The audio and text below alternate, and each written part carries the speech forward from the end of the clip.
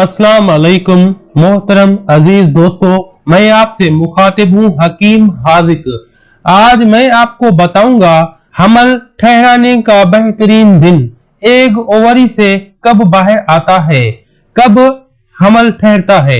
आज हमारे लेक्चर का स्पेशल मौजू ये है, वो खवातीन और हजरात जो बे औलाद हैं वो हमारे इस वीडियो को लाजमन देखें। इसको देखने के बाद इंशाअल्लाह ताला मैं उम्मीद करता हूँ कि आप औलाद की नेमत से माला माल हो जाएंगे।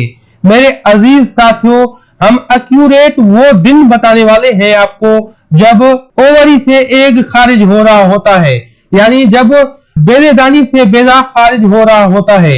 इससे पहले मैं कुछ तशरीह कर दूं ताकि वो लोग जो कि मेडिकल से बिल्कुल नावाकिफ हैं वो जरा समझ लें। मर्द 7 दिन 24 घंटे पूरा साल बच्चा पैदा करने के काबिल होता है, लेकिन औरत हर महीने में, हर माह में सिर्फ एक ही मर्तबा बच्चा पैदा करने के काबिल होती है।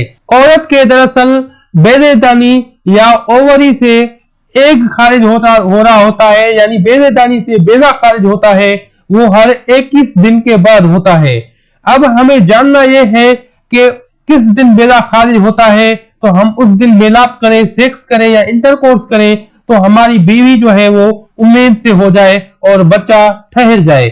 मेरे अजीज साथियों, आज हम इस वीडियो में एक्यूरेट और वही दिन आपको बताएंगे, बिल्कुल वही दिन बताएंगे जिस दिन आप सेक्स करेंगे तो आपकी अहलिया, आपकी बीवी जो है वो उम्मीद से हो जाएगी। मेरे साथियों, औरत जब जरा गौर से सुने, ये चंद बातें जरा गौर से सुने।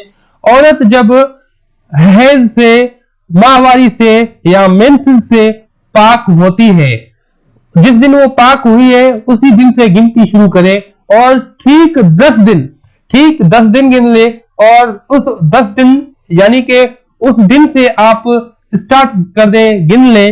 और ठीक माहवारी के स्टार्ट होने से 10 दिन पहले और माहवारी के स्टार्ट होने से, माहवारी के खत्म होने से, यानी कि माहवारी से पाक होने के 10 दिन बाद और माहवारी के स्टार्ट होने से 10 दिन पहले, दरमियानी जो 10 दिन है, ये 10 दिन वो 10 दिन है जिनमें एग ओवरी से खारिज हो रहा होता है।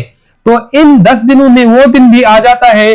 सो आप सिर्फ ये करें कि इन 10 दिनों में अपनी बीवी से, अहलिया से या अपने शोहर से आप सेक्स करें, और सेक्स करेंगे सुबह और शाम, क्योंकि एज जो है उसकी एज साइकिल जो है उसकी वो है 12 घंटे। 4 घंटों से लेकर 12 घंटे काउंट किया जाता है।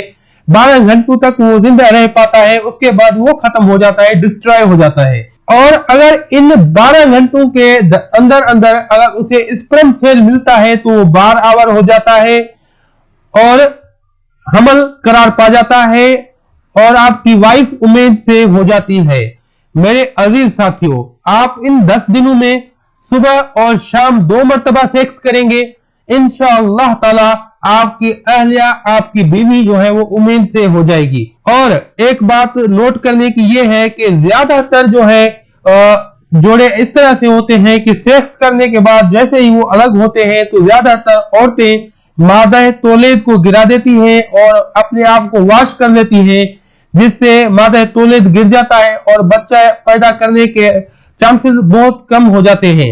मेरे अजीज साथियों, तो मैं उन्हें, अपने माऊ और बहनों को हिदायत करता हूं कि अगर वो औलाद के ख्वाहिशमंद हैं तो खासकर इन 10 दिनों में जब वो मेलाप करें, इंटरकोर्स करें अपनी शोहर के साथ, तो जिस पोजीशन में वो है उस पोजीशन में वो लेटी रहे 2-3 घंटों के लिए, ताकि वो स्पर्म सेल या वो मादा तौलेद अपनी मंजिल मकसूद तक पहुंचे और आपको हमल करार पा जाए। तो खासकर इन 10 दिनों में इस चीज का ख्याल करें। और आप जब उठे 2-3-4 घंटों के बाद तो उस टाइम आप वॉश करें।